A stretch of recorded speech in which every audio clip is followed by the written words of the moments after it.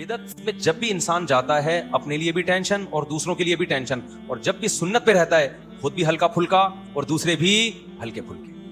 اب نکاح میں دیکھ لو, سنت طریقے سے نکاح کتنا آسان, 4 ہو گئی ہماری سنت کے مطابق, بڑے آرام سے ہو گئی.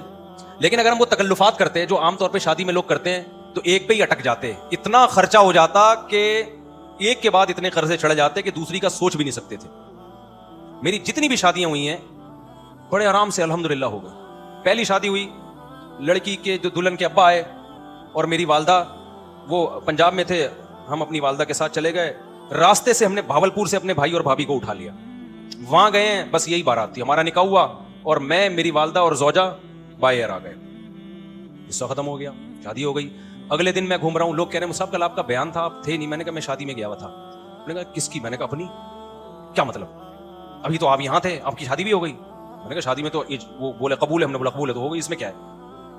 تو میں نے کہا ولیمہ کر لوں گا میں, آپ بے فکر رہیں. ولیمہ بھی اپنی جو میری حیثیت تھی اس کے حساب سے کر لیا, جتنے پیسے تھے اس کے حساب سے کر لیا, کوئی قرضے نہیں لیے, کوئی ادھار نہیں لیے, اپنی اوقات دیکھی کہ یار اتنی اوقات بنتی ہے تو اس حساب سے کر لو. لوگوں نے تو باتیں بنانی ہوتی ہیں, لیکن جو مرغے کھا کھا کے آپ کے ولیموں کے لاکھوں روپے کے مرغے کھا کے کیا وہ باتیں نہیں بناتے؟ کیا وہ یہ کہتے ہیں بڑا سخی ہے؟ نہ نہ نہ, ذرا سی ایک بوٹی بھی کچی نکل آئی نا, آپ کے کروڑوں روپے برباد ہوں گے. اور بھول جاتے ہیں 1.5 ہفتے 2 ہفتے بعد کہ کس نے مہنگا ولیمہ کھلایا تھا اور کس نے سستا. میں نے ایک چکن بریانی بنوائی تھی, بس میری گنجائش اتنی تھی. میں نے کہا اتنے آدمی یہ بریانی, اور منع کر دیا کوئی لفافہ نہیں لے کے آئے گا, کیونکہ لفافوں کا ٹرینڈ چل رہا ہے. لفافوں میں وہ لایا تو پھر آپ بھی لے کر جاؤ. ابے بھائی لو ہی نہیں, نہ لے کے جاؤ نہ لو. منع کر دیا کوئی لفافہ شفافہ نہیں ہوگا, تمیز سے کھاؤ, پتلی گلی سے نکلو. ایک نے کہا بوٹیاں گلی نہیں تھی, ایک صاحب نے کہا صحیح طرح گلی نہیں تھی. تو میں نے کہا ہمارے بس میں جتنا گلا سکتے تھے ہم گلا دیے بھائی, اس سے زیادہ ہم سے کھانا ہے کھا, نہیں تو پتلی گلی سے نکل. تو پھر دوسری بھی ایسے ہی ہو گئی ہماری, وہاں بھی ایسے ہی ہوا. میں دوسری میں تو کوئی تھا ہی نہیں نا, وہ تو پکڑے جاتے تو پٹتے. دوسری میں تو اتنے افراد بھی نہیں تھے. دوسری جب ہوئی ہے تو میرے بھائی, میرا چھوٹا بھائی میرا ساتھ دے رہا تھا, 2-4 دوست میرا ساتھ دے رہے تھے. جب نکاح کا ٹائم تھا یہ بھی بھاگ گئے, ہاتھ پاؤں ان کے کانپنے لگے. انہوں نے بولا پکڑے تو پٹیں گے ہم, شادی تم کر رہے ہو, پٹیں گے کون؟ خاندان میں جب پتہ چلے گا کون کون تھا تو یہ تھا اور وہ تھا تو ہم بھی پٹیں گے. اب میں وحدہ لا شریک لہ ہو گیا, اس سینس میں نہیں کوئی فتوا لگا دو میرے اوپر, یعنی اکیلا ہو گیا میں نے 2-4 دوست ادھار لیے. کبھی کہا جاؤ یار وہ لڑکی کے ابا کیا بولیں گے, کوئی کسی کو تو لے کے آنا. تو ہم گئے مسجد میں, ہمارا نکاح ہوا. اب رات کو رخصتی تھی, میں نے گھر سے شارٹ ہونا تھا, اماں کو کیا بتاتا کہاں جا رہا ہوں. اتفاق سے جمعرات تھی, مدنی مسجد بہترین کام آتی ہے ایسے موقع پہ, ٹھیک ہے نا. میرا بچہ ماشاءاللہ, بیٹھ جاؤ بیٹا, بیٹھ جاؤ میرا بچہ. تو جمعرات کو بہترین آپشن تھا میرے پاس کہ جمعرات ہے بھائی. تو رخصتی میں بھی ہماری جو زوجہ, ان کے والدین تھے, ہم تھے, اور شاید ایک آدھ محلے پڑوس کی جن کو پتا تھا, بس وہی تھے. باقی جو ہمارے گھر والے تھے ان کے رشتہ دار تھے. تو یہ ہمارا ہو گیا ولیمہ. 2 کمروں کا, ایک کمرے کا میں نے گھر لیا تھا, میری اوقات یہی تھی بھائی, اس سے زیادہ میری اوقات تھی نہیں. ایک کمرے کا گھر میں نے رینٹ پہ لیا, اس میں 1 کچن 1 واش روم, 2500 اس کا کرایہ تھا. میں نے بتا دیا سسرال کو فی الحال میری یہی اوقات ہے بھائی, اگر آپ نے بھیجنا ہے تو اسی میں رہ لیں, جب اللہ تھوڑا آمدن اچھی کر دے گا تو ذرا اچھا گھر لے لیں گے. ان کو بھی اللہ نے شعور دیا تھا, انہوں نے کہا بھائی اچھا رشتہ, ان کے خیال میں اچھا رشتہ تھا, چلو بھائی اللہ مدد, توکل کیا اللہ پہ, تو ہماری شادی ہو گئی. جیسے جیسے بچے ہوتے گئے اللہ تعالیٰ مالی وسعت بھی دیتا چلا جاتا ہے. دیکھو ایک بہترین مثال دوں آپ کو, جہاں درخت زیادہ ہوتے ہیں نا بارشیں وہیں ہوتی ہیں. کیا خیال ہے؟ درخت کھینچتے ہیں بادلوں کو. اگر کوئی کہے یہاں درخت, بارشیں تو ہوتی نہیں, درخت کیسے لگے گا؟ ابے تو لگا تو بارشیں شروع ہو جائیں گی.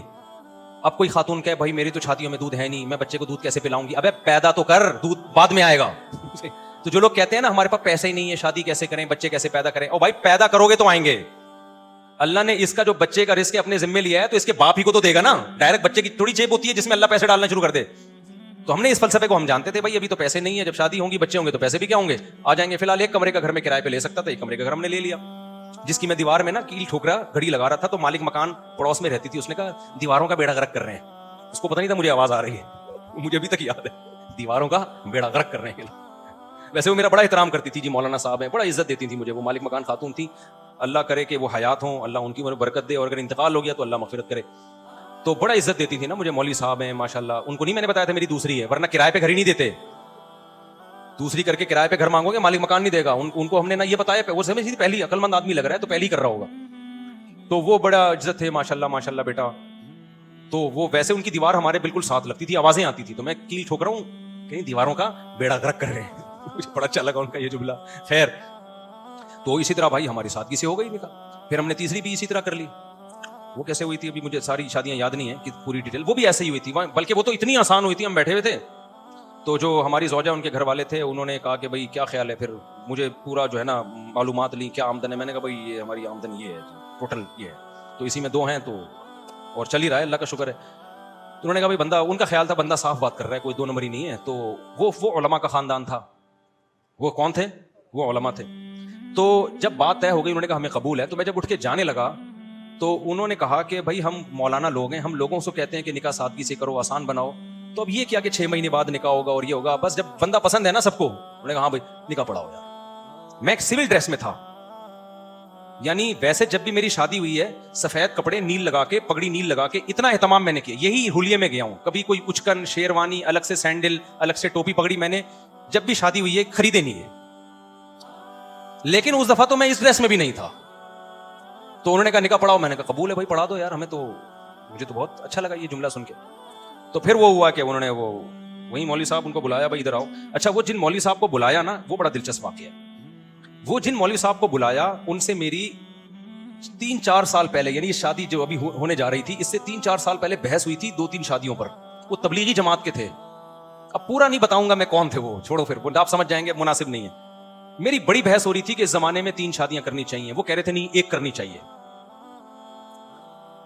اس پہ بڑی ہماری نا 1 گھنٹہ ڈیبیٹ ہوئی کہ نہیں 2 نہیں کرنی چاہیے. کیا ہوا, فون کر کے جب بلایا نا تو وہی نکلے. ابے انہیں کہا تیری شادی ہو رہی ہے ہمارے ہی خاندان میں. ابے تو بڑا ہوشیار نکلا, ہمیں سمجھا رہا تھا اور ہمارے خاندان میں گھس گیا. پھر بڑا خوش ہوئے, بڑی شاباش دی, خیر نکاح پڑھایا انہوں نے. میں سمجھا پا رہا ہوں اپنی بات. تو ہر شادی ہماری اسی طرح ہوئی ہے. تو اس طرح سے 4 ہو سکتی ہیں جس طرح سے آپ لوگ کر سکتے ہو.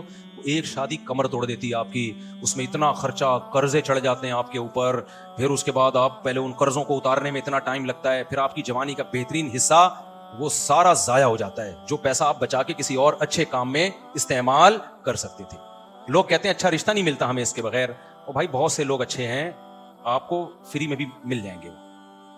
سمجھ رہے ہو کہ نہیں سمجھ رہے, یعنی اچھے خاندان کے لوگ ہیں جن کو اچھا بندہ چاہیے ہوتا ہے تو وہ مل جاتا ہے ان کو. تو میں یہ کہہ رہا تھا, دیکھو جو تکلفات میں, چاہے وہ ربیع الاول کے تکلف ہوں, بدعتوں کے تکلف ہوں, جو تکلفات نے پڑا اپنا بھی نقصان اور سامنے والے کا بھی نقصان. جو تکلفات سے بچ گیا خود بھی مزے میں اور سامنے والا بھی مزے میں.